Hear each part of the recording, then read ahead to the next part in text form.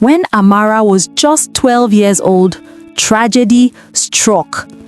Her parents, Mr. and Mrs. Okafor, weren't rich, but they had built a simple, happy life. Her father was a local mechanic, and her mother sold food by the roadside. They weren't poor either. They were what people called comfortable. Every night, they would eat dinner together, laugh, and dream about Amara's future. Then, one rainy evening, life took a turn that shattered her small world. A truck lost control on the highway. By the time neighbors brought the news, Amara's parents were gone forever. She cried until her voice broke, until the nights became silent and empty. After the burial, relatives made promises. "Don't worry, Amara, we will take care of you." But weeks turned to months, and no one came. Each person had their excuse. "You know, things are hard. She's still young. Let her manage for now." So, at just 12, Amara lived alone in her parents' old house. Each morning, she would dress up neatly in her faded school uniform and walk to the community school nearby. Her classmates didn't know how she managed. No lunch, no money, sometimes no slippers. But Amara never complained. After school, while other children played, she carried a tray of groundnuts, plantain chips, and sachet water, hawking from one street to another just to buy food and books. Sometimes, she washed clothes for women in the neighborhood. They would say, "Ah, Amara, you are such a good girl." And she would smile, tired but grateful. She became everyone's child, the street's daughter. Some days, the mothers on her street would bring her food. "Eat, my daughter," they'd say, placing a plate of rice in her hand. Amara would always kneel and say, "Thank you, Ma." When Amara completed senior secondary school, she sat for her WAEC examinations and passed with flying colors. Her teachers were proud, and her name was even announced during the school assembly as one of the best students of the year. A few weeks later, a letter arrived. She had gained admission to a prestigious university. It was everything she had ever dreamed of. But her joy was short-lived. When she checked the list of fees, reality hit hard. There was no money, no savings, no relatives to turn to, no one willing to help. She folded the letter carefully, placed it in her old school bag, and whispered to herself, "One day, I'll still go. If I can't go to school now, I will make money first."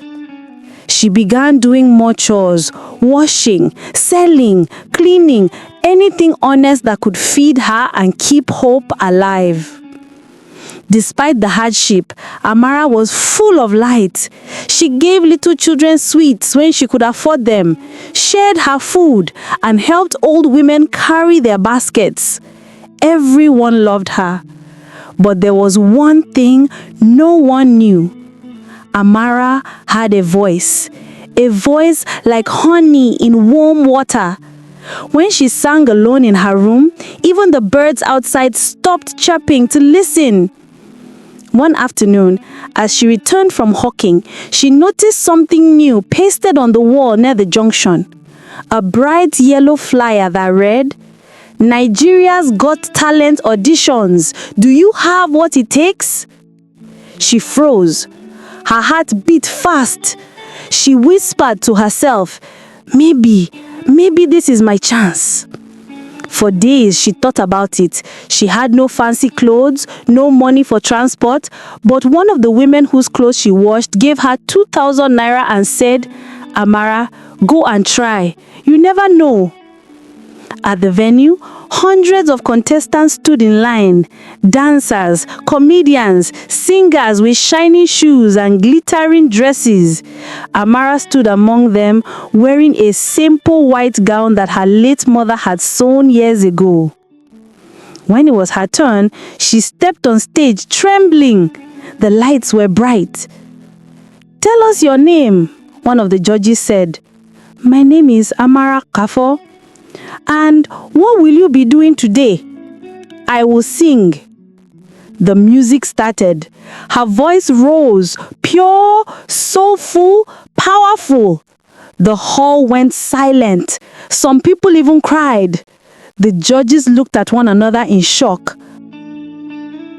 From that day, the world began to notice her. She passed through the stages, quarterfinals, semifinals, finals, each time singing with passion, each time remembering her parents and the nights she went hungry. The final night came. Millions of people were watching. When the host called her name, and the winner of Nigeria's Got Talent is Amara Okafor, the crowd roared. She fell to her knees, tears streaming down her face. She couldn't speak. Her prize, 50 million naira, a brand new car, and top musical equipment. When she finally took the microphone, her voice broke. "I don't even know what to say. My name is Amara. I lost my parents when I was 12. I have no one. But today, I know that God never left me." The whole hall went quiet. Many cried openly. Then something extraordinary happened. A rich man in the audience stood up and said, "I'm adding 30 million naira to her prize." Another business mogul added 20 million naira. Everyone clapped.